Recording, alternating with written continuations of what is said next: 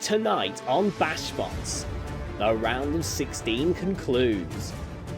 Previously, Polis, GT Nihon, Thunderwave and Ursula all moved on to the quarterfinals. The builders are competing for the ultimate prize, the Giant Wrench. With only 4 spots left in the quarterfinals, things are about to heat up. 4 robots are about to take the next step to glory on BashBots, the round of 16.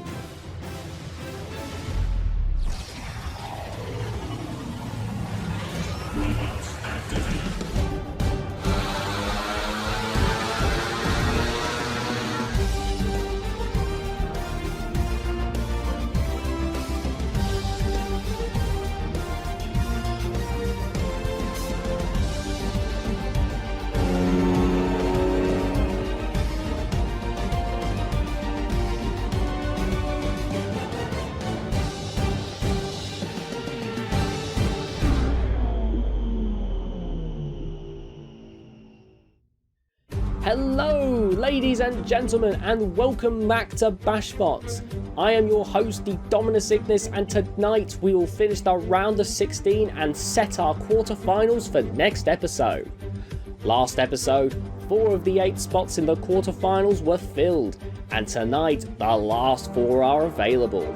Our competitors are all battling for the Giant Wrench to become the BashBots Season 2 champion and put their name in the history books.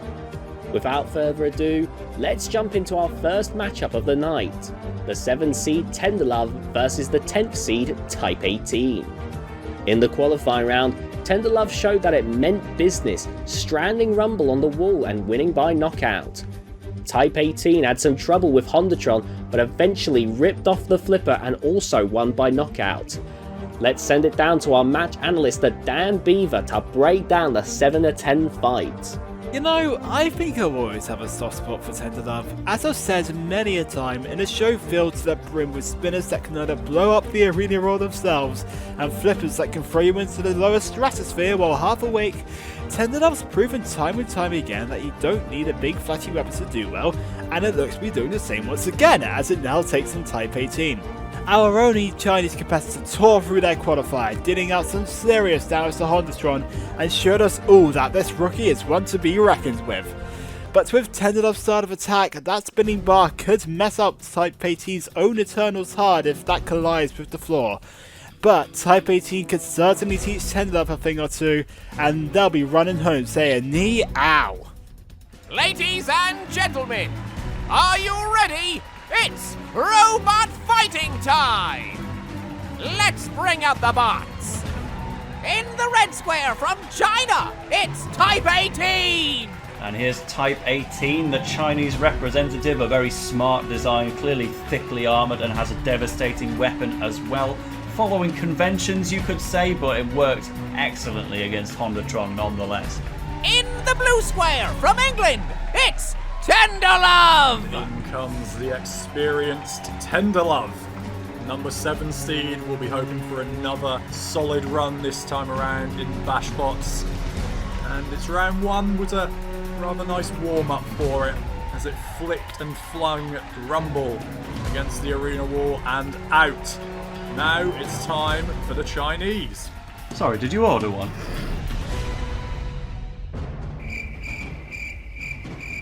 Not seen this robot fighting, and I don't know how good its wedge is. There's a chance that if I box rush and try to get to it quickly, that it might get under my first wedge, but it might not get under the forks. So if that works out, then that'll be good for me. If not, then its spinner is quite high up, and I think I can reverse off of it. So it's just a matter of being able. It's just a matter of driving as perfectly as I can manage. How will Type 18 fare against the driving of Tenderlove?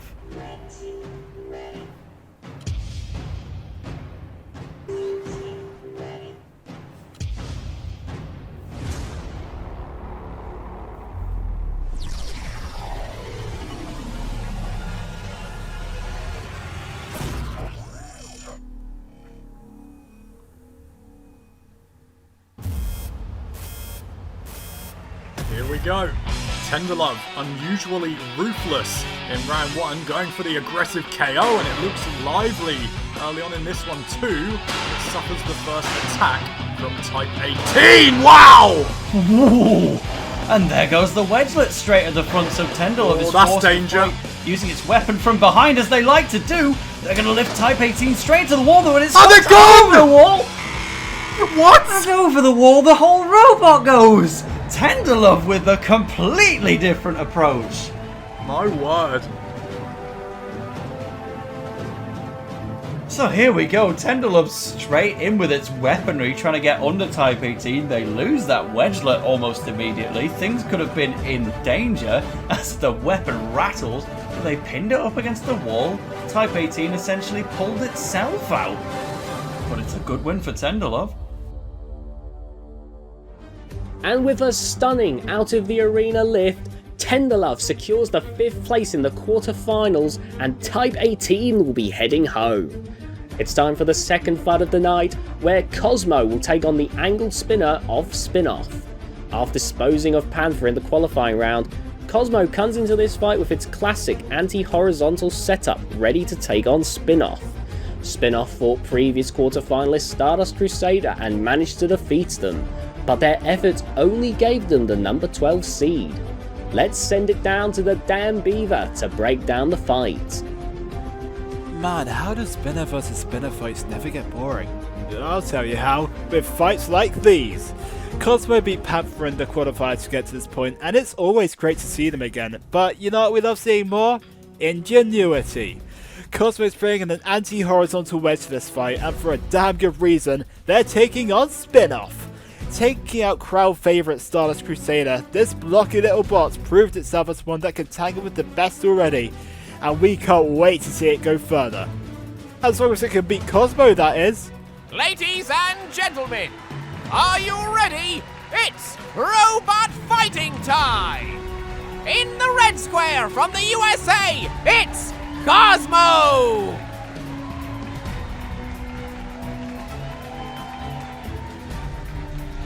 In the blue square from the USA, it's Spinoff!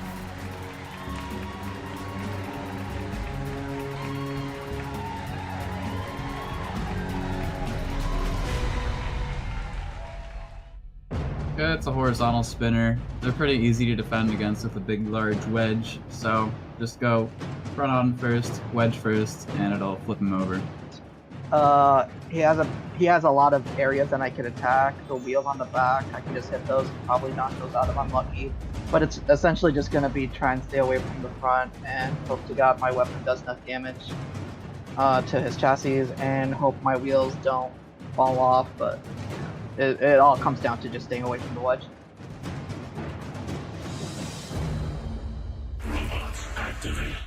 So Cosmo with that signature, very competitive design. Spinoff the underdog, but they'll be looking to make a series out of this.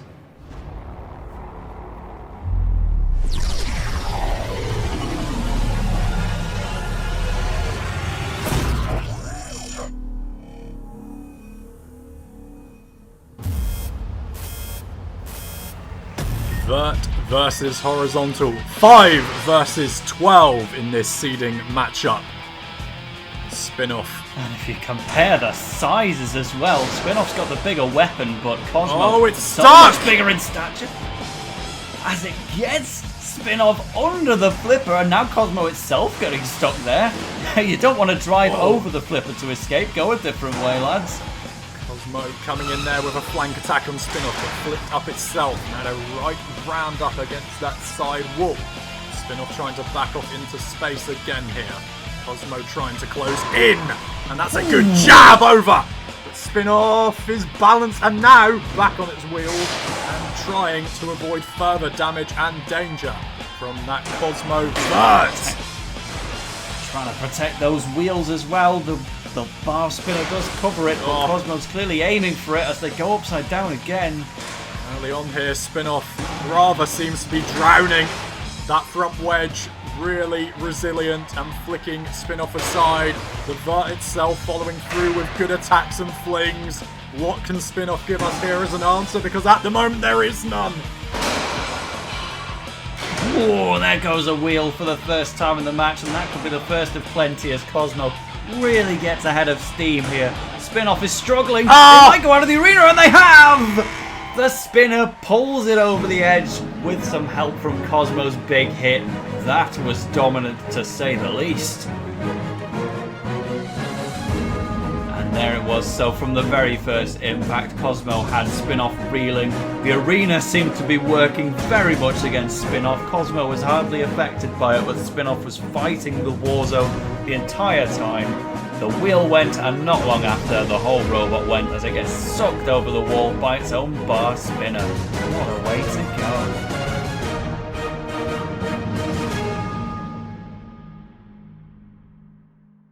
And with a brilliant out of the arena shot, Cosmo secures their place in the quarterfinals. Next up, we'll be seeing the number 1 seed Clank Over Heaven take on the tournament's wildcard Micronic. In the qualifying round, Clank fought one of the most destructive fights we've ever seen, launching Navigator high into the air on multiple occasions. Amazingly, both robots stayed working for the whole fight, and Clank won on the judge's decision. Micronic's path to the top 16 hasn't been so easy, however. After losing in the qualifying round, Micronic was forced to fight in the wildcard bracket.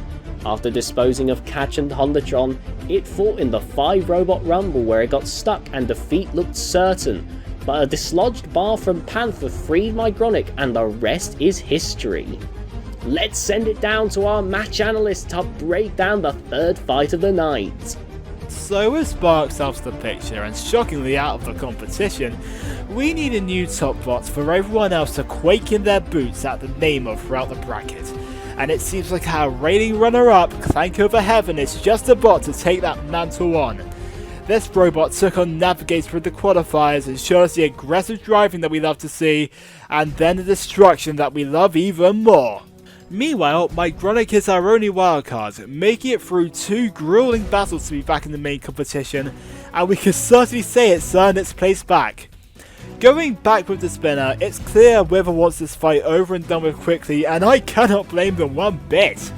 Let's not waste any more time and go take a look. Ladies and gentlemen, are you ready? It's robot fighting time! In the red square from Lithuania, it's Clank Over Heaven!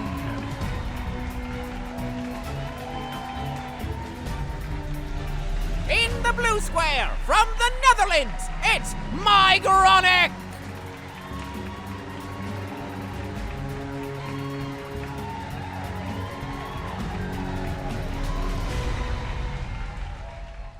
So my strategy for the fight against Micronic is, because he has very low forks at the front, I'm gonna try to get around and hit him in the back where he's structurally weak.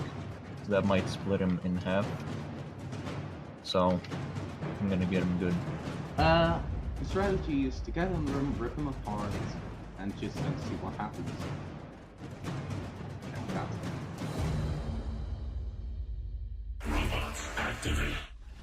So with the reigning champion Sparks out of the picture, the number 1 seeding goes to Clank Over Heaven, and Micronic directly responsible for that.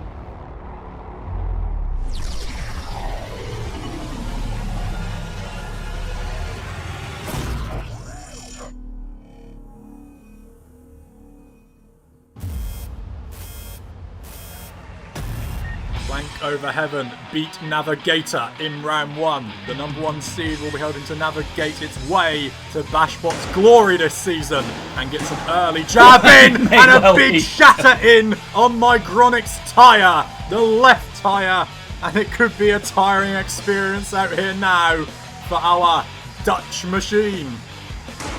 Oh, you have to feel bad for Micronic, but they do actually get a good little impact there on Clank Over Heaven, which is kind of needing to turn its spinner off almost. Mind you, they wouldn't self-right though, would they? Micronic with 1 wheel is starting to completely dictate the pace. What's going on here? What a curious period of action there. That's more like it. That's more normal for Clank Over Heaven, surely. Now attacking the back panels and a shattering blow. And this could be the end of Micronic's life out here in BashBots. It's still got the Stream Deck though, that's handy. I thought it was coming off when it fired, but sure enough, Micronic is in it for now. But Clank over Heaven really back on top again. Our makeshift #1 seed following the departure of Sparks. Micronic would know all about that, but it would all about flying out the arena, maybe. Oh, and they have. That's a big shot from Clank over Heaven to decide the outcome. Micronic, they have to fall. What an unfortunate draw for them, but a brilliant performance throughout this season of BashBots. Here they were in this fight, of course. They lost the wheel from the very first impact.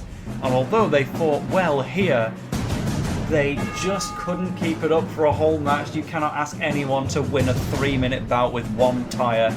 And our new tournament favourite, Clank over Heaven, will be moving on. And winning by out of the arena, Clank over Heaven takes a spot in the quarter-finals. It's time for Amethyst and Chrome Monster to battle it out for the last spot available. Let's see how they made it to this point. Amethyst was matched up against Blazo Discus in the qualifiers. Even though Amethyst appeared to have trouble winning the wedge war, a series of deadly blows quickly ended any hopes Blazo Discus had of winning. Chrome Monster faced the daunting task of beating Sparks in the qualifying round. Approaching what felt like certain death, Chrome Monster got the deflection of a lifetime, with Sparks bouncing off it at the right angle to go flying out of the arena. Let's send it down to the damn Beaver to break down the final matchup of the round of 16. Looking back over last year, our best wildcard sure had a hell of a rise of fame, didn't it? From a round 1 loser to semi-finalist to second seed, Amethyst has certainly shown some scary improvements since those dark days of losing to Tenderlove, and now that round 1 loser is almost unrecognisable. Speaking of unrecognisable robots though, last time we saw Chrome Monster, it was a newbie quaking in its metaphorical boots as it stared down Sparks, and what has it done since? Not much, just beating the reigning champion. That's right, this robot is just one of the reasons that Spark is no longer in the competition, and somehow it's only the 15th seed? This is a matchup between two robots that have caused some incredible upsets, and I cannot wait to see how this fight unfolds. Ladies and gentlemen, are you ready? It's robot fighting time! Let's bring out the bots. In the red square from England, it's Amethyst! And here is Amethyst, our second seed, again a beneficiary of the reigning champion Sparks already being gone. Who could have possibly caused that? Well, I'm sure Amethyst is about to find out, but they still have to go into this one as the heavy favourite. In the blue square from the USA, it's Chrome Monster! And into the arena comes the devastating Chrome Monster. It dethroned our champion, and so it's being given the number 15 seed. Yeah, work that one out. It's going to have to prove itself all over again here, but there is its victorious moment in round 1. What can it provide us with against the number 2 seed for this tournament? For my strategy in this fight, I'm just going to spin up and hit him. Hopefully I win. So, Amethyst is quite a challenge because it's got 6 wheels, which means more wheels I have to get. So if I at least get one side, that means I'm actually doing good. But if I can only get like 2, it means I'm probably not gonna succeed what I'm trying to do here. And if his spinner hits me just right, my wheels might come off. I'm not sure. I mean, they're pretty fat and juicy. Yeah. His spinner hits them. I don't know, maybe take 2 hits to get them off. So I gotta drive good. Yeah.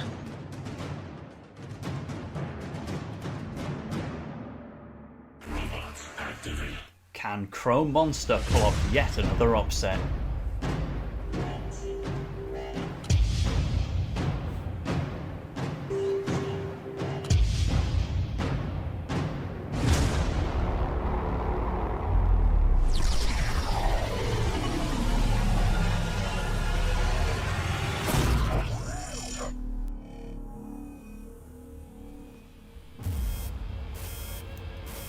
It It's already done the impossible. Now it has to do the improbable, and that's not a good way to start for number 15 seed Chrome Monster. Yeah, without their front tongue, they're going to struggle to get under the famously wedgy Amethyst, and it is not going great to start off for them. Being flicked up, can't find the early space. Chrome Monster here looks panicked and worried. Amethyst trying to squeeze and close off the areas for movement here for Chrome Monster. That's a good little jab in reply though, and another follow through jab too. But again, Amethyst sticking to the strategy. They're going entirely wedge first. They don't want to go spinner first. They know that they'll just clip underneath and the hit will come. Whoa! Ooh, the flipper though. Now Chrome Monster trying to get in at that wedge when it was unstable and attackable. Didn't follow through though there and went straight into the spikes, and Amethyst doing that little flick up and fly! And what a fly it was! Chrome Monster tries to compose herself and did get away quickly. Whoa! But it's been spun out just as quickly there. Brilliant hit! And Chrome Monster is resigned to the very corner that netted them their success in the first place. I remember the days when Amethyst had to prove itself as an underdog. They were the one underseeded in Season 1 and went on a path to the finals, but now the firm favourite and showing exactly why against Chrome Monster. This was an exhibition from start to finish. Huge hits, a display in control, and eventually the horizontal spinner boots Chrome Monster out of the arena. And with that brilliant out of the arena by the horizontal spinner, Amethyst secures the final spot in the quarterfinals. With our round of 16 complete, we now only have 8 robots left in the tournament. Tonight we saw Tenderlove, Cosmo, Clank Over Heaven and Amethyst all advance to the quarterfinals. Join us next time when all 8 robots will step into the arena. From all of us here at BashBots, we thank you all so much for watching and hope to see you next time. Until then, good night.